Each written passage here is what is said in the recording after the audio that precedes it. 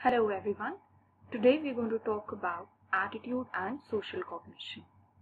The first thing we need to understand when we talk about attitudes and social cognition is social psychology.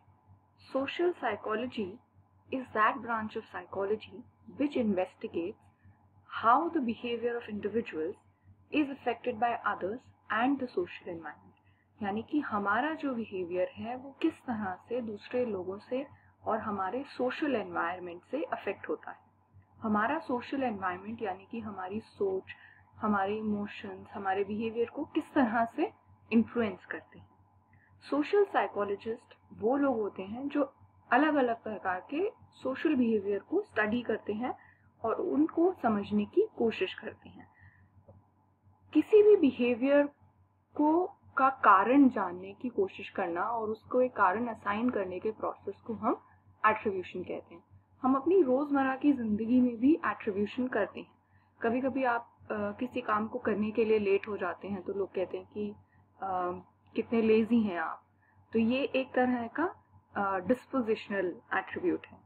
और वही same चीज में अगर कोई दूसरा इंसान ये सोचता है कि हो सकता है कि कोई पर्सनल प्रॉब्लम हो या कोई और इशू हो जिसकी वजह से आप ये काम टाइम पे नहीं कर पाए, तो ये एक सिचुएशनल एट्रीब्यूशन कहलाता है.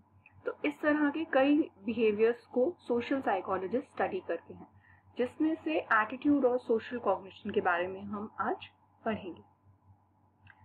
एटीट्यूड एक तरह का स्टेट ऑफ माइंड है, एक ओपिनियन है, हमारा सोच है किसी एक चीज के बारे में. या तो वो पॉजिटिव होगा या नेगेटिव होगा या न्यूट्रल होगा. इसमें थॉट, इमोशन और बिहेवियर कॉन्सेप्ट तीनों चीजें आती हैं.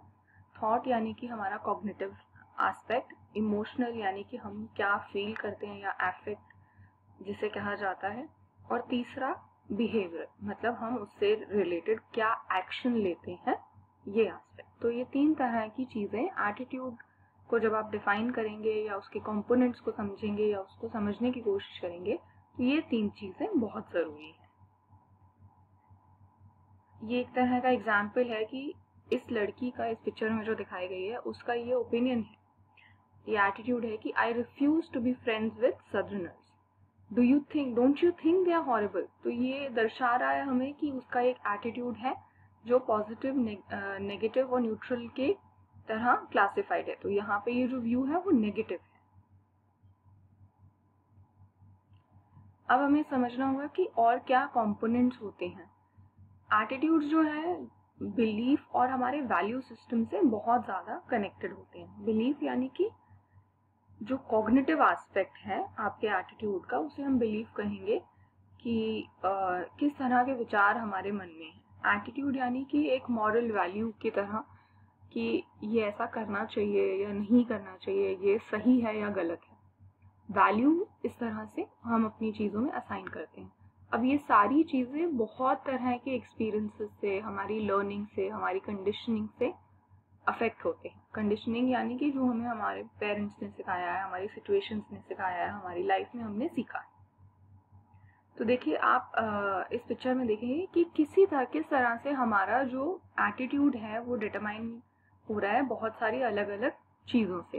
हैप्पीनेस से, वेल्थ से, कल्चर से, फेथ, एजुकेशन, एक्सपीरियंस, हमारे टीचर्स से, हमारे फैमिली मेम्बर्स से, हमारी करियर से, सक्सेस से, दोस्तों से. तो बहुत तरह की चीज़ें जो हैं उसको इम्पैक्ट करती हैं और फिर हमारा जो एटीट्यूड है वो रिफ्लेक्ट करता है कि हम किस तरह बिहेव करेंगे.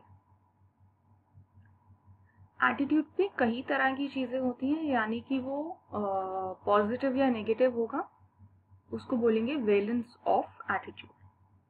फिर एक्सट्रीमनेस, ये हमें बताता है कि कितना पॉजिटिव है और कितना नेगेटिव है. Simplicity and complexity, it refers to how many attitudes are within the border of attitude और एटीट्यूड सिस्टम. मतलब वो कितना सिंपल है, कितना कॉम्प्लेक्स है और कितना मिक्स्ड है, इन सारी चीज़ों में वो बताता है.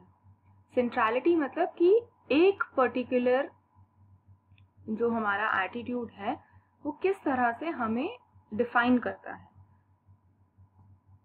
जो भी हमारा एक कोर एटीट्यूड होगा ह्यूमैनिटी की तरफ या फिर किसी भी चीज़ की तरफ, वो हमें किस तरह से डिफाइन करता है in the sense of self.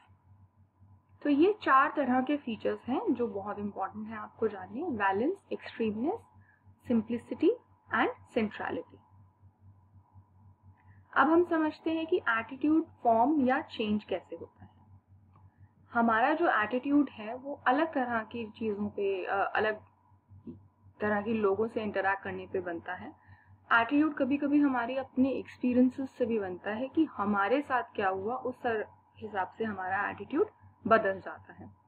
बहुत सारी कंडीशंस हैं जिनकी वजह से अलग अलग तरह के एटीट्यूड्स हमारे फॉर्म हो जाते हैं। कि जैसे हमारे साथ रात को जाते हुए अगर कुछ गलत हो जाए तो हमें डर लगेगा या हमारा एक एटीट्यूड बन जाएगा कि रात में अकेले नहीं जाना चाहिए। बहुत सारे जेनेटिक फैक्टर्स होंगे जो हमें इन्फ्लुएंस करेंगे, हमारी लर्निंग होगी जो हमें इन्फ्लुएंस करेगी कि हमारे किस तरह के एटीट्यूड्स फॉर्म हो रहे हैं।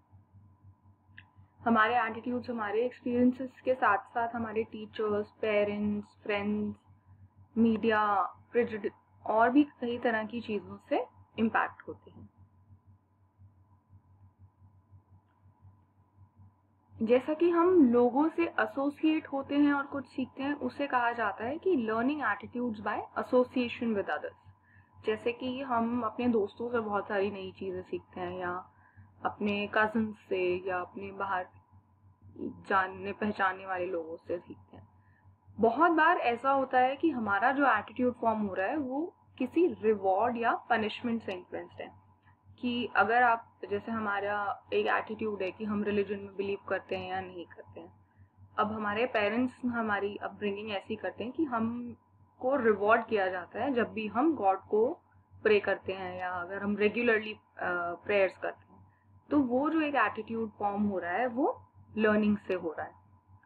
लर्निंग में सिर्फ रिवॉर्ड और पनिशमेंट नहीं है, इसके अलावा भी चीज़ें हैं जैसे कि हम दूसरों को देख के सीखते हैं। फिर बहुत सारी ऐसी चीज़ें हैं जो हम अपने ग्रुप में या कल्चर में सीखते हैं।